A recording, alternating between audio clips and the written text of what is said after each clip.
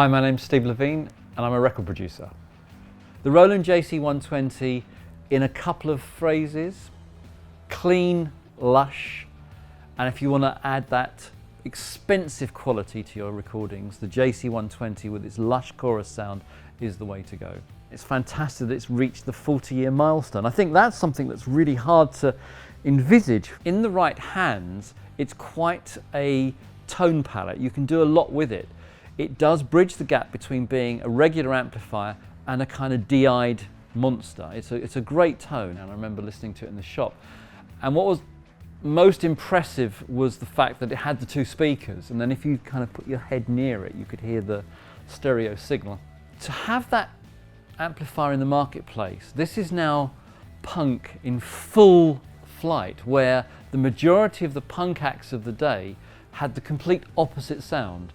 And then suddenly, as the 80s drew, cleanliness was required and a new sound and a new generation of guitarists was coming through.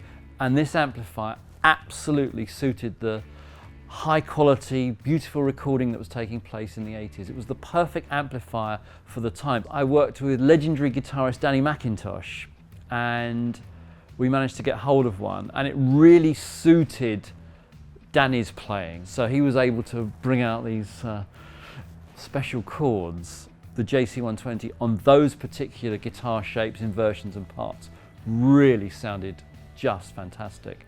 And then as I moved towards working with Culture Club, it seemed the obvious choice, because the way that Roy played, Roy Hay, the guitarist in Culture Club, came from that soul funk background. It became part of the sound pretty much from time onwards, and the big peak was during the second album, so the big hits like Karma Chameleon and It's a Miracle. One of the other tracks that is absolutely part of the trademark Roland sound is a track called Miss Me Blind, which not only uses the distortion sound of the amplifier, but we also use the Boss distortion pedal and the Boss octave pedal. And if you listen to the solo, Roy Hay's classic solo, which is